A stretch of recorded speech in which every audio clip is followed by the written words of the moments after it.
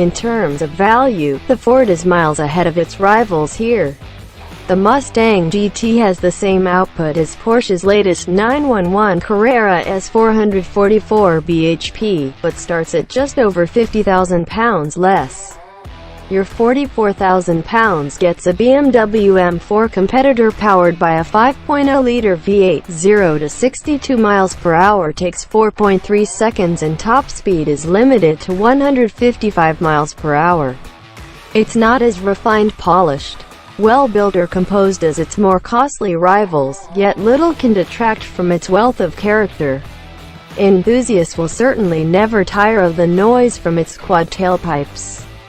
While muscle cars aren't known for being at home on a twisty road, the latest Mustang copes admirably.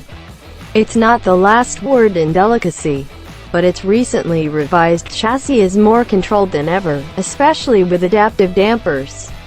The heavy yet accurate steering is good, while the 6-speed manual box is much better in use than the slightly lethargic 10-speed auto.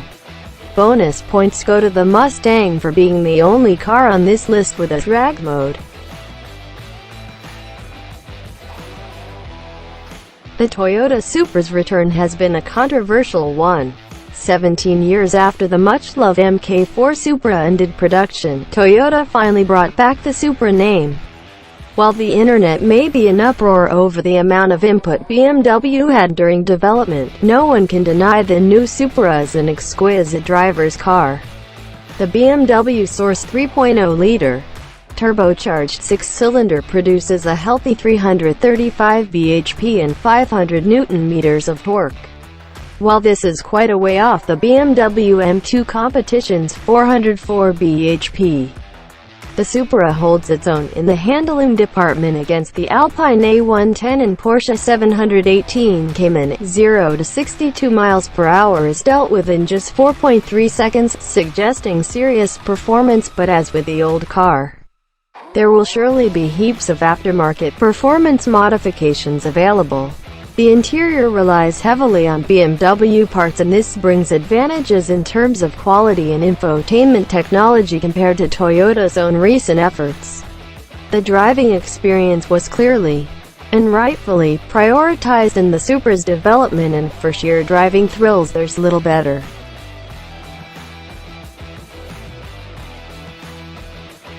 Famous for its supercar-baiting performance, the GT-R is a unique proposition in the sports car market. It's engineered to use its 1,754 kg heft to its advantage. Off-the-line acceleration is remarkable, as is outright speed.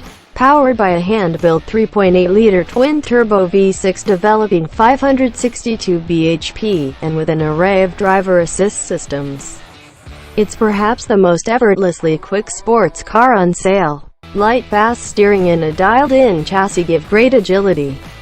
Wider tires and quick-weighted 4WD come together to provide huge reserves of grip. Previous GT-R iterations were criticized for their lack of refinement, but the latest car focuses more on comfort. Smoother low-speed shifts, improved sound deadening and a more luxurious cabin help take the edge off without diluting the GT-R's character.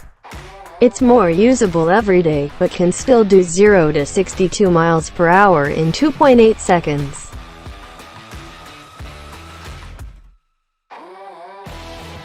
The original M2 had all the ingredients of an M car: a 365 bhp 3.0-liter turbo straight-six rear-wheel drive and an involving 6-speed manual gearbox. The normal M2 has now been taken off sale as the new M2 Competition essentially renders it obsolete. The main story with the M2 Comp is under the bonnet, where you'll find a ballistic 404 bhp 3.0-liter 6-cylinder twin-turbo from the M4. The engine has dramatically changed the car's character.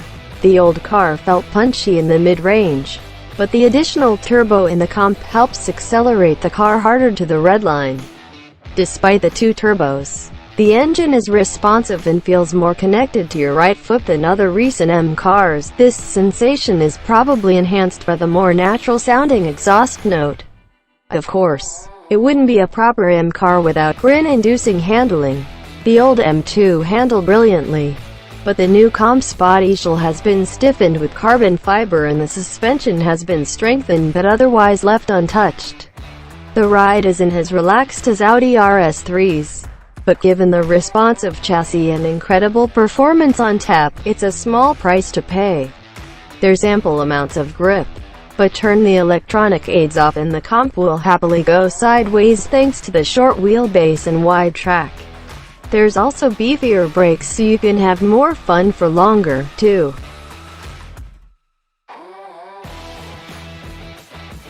In common with so many AMG products, the C63S offers up a muscular take on a popular formula. It has no shortage of competition, but its character is what sets it apart. A twin-turbo 4.0-liter V8 pushes out 503 bhp, with 700 Nm of torque available to provide brutish off-the-line performance. Both cars get a slick 9-speed automatic gearbox. There's poise to go with that muscle, too. AMG has transformed the standard C-Class into a sports saloon, plus estate, coupe and cabriolet that proves more composed than an Alfa Romeo Giulia Quadrifoglio and just as much fun as a BMW M3 or M4. Unlike the C43, there's no four-wheel drive.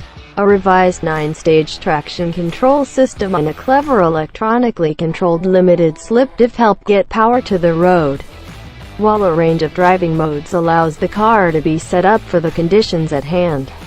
Elsewhere, the usual Mercedes kit and build quality are present with a focus on luxury tech. The C63S is expensive but represents a lot of car for the money. If you can afford the associated running costs, few come close to matching its range of ability. The most popular McLaren model is a direct rival to the Porsche 911, Audi R8, and Mercedes AMG GT. As such, the 570S offers supercar performance with a nod towards everyday usability, if you've got around £150,000 to spend on a runaround.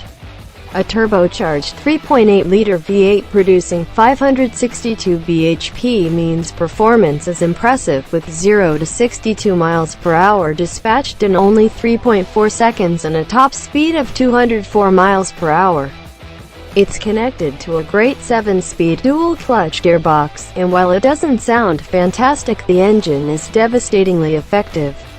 The 570S does without the sophisticated chassis control system of its 720S big brother, but it's not held back by its conventional adaptive dampers and anti-roll bars. Pin-sharp steering, huge reserves of grip and beautiful suspension action make it one of the very best sports cars available. The Porsche 718 Boxster and Cayman are the German manufacturer's entry-level, convertible and hard-top sports cars respectively, with each offering a similar blend of performance and handling that has seen them remain among our favorite sports machines for years. Unlike its 911 big brother, the 718 makes do with a 4-cylinder engine that's something of a weak point in an otherwise excellent package. The standard car gets 296 bhp, but S models receive a boost to 345 bhp. Both versions of this engine are effective rather than emotive. You'll have to look elsewhere for an exciting engine note. The 6-speed manual and 7-speed PDK dual-clutch gearboxes are great to use, and you'll forget all about the lack of a good noise once you come to a set of corners. Beautiful steering, huge grip and a brilliantly damped ride all combine to make the 718 one of the very best sports cars from a driver's perspective. It's more expensive than some rivals, but you won't regret paying for Porsche's sports car expertise. Residuals should be strong, too.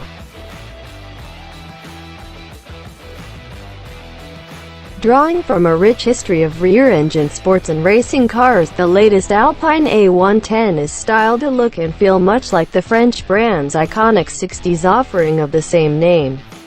It's as modern as they come, though, a mid-mounted turbocharged 4-cylinder dual-clutch gearbox and perfectly judged chassis all sit beneath the A110's pretty, retro-styled bodywork.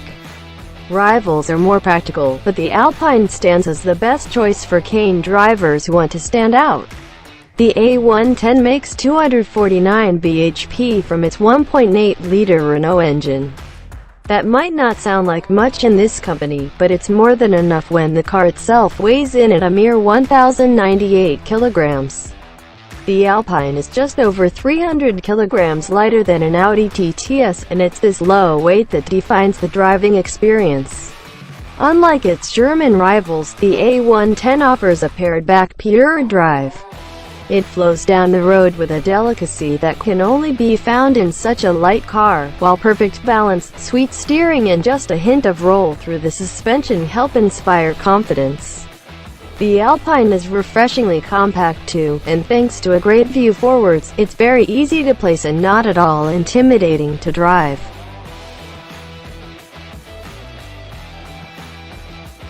Porsche's latest 911 is the most complete, yet it's fast, sophisticated and entirely usable in everyday life.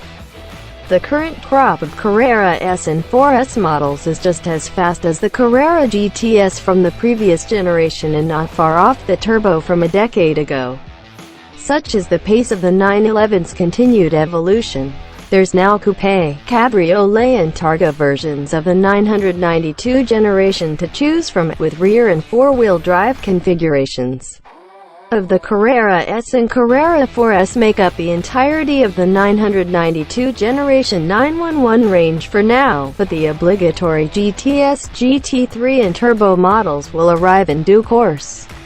At the top of the tree is the Savage 641 bhp Turbo S variant, which manages the 0 to 62 miles per hour sprint in just 2.7 seconds and a 205 miles per hour maximum. The Mazda MX-5 is one of the very best enthusiast cars on sale, regardless of price. There aren't very many small, fun, rear-wheel drive sports cars available on the modern market. Most of the MX-5's rivals are front-drive hot hatchbacks.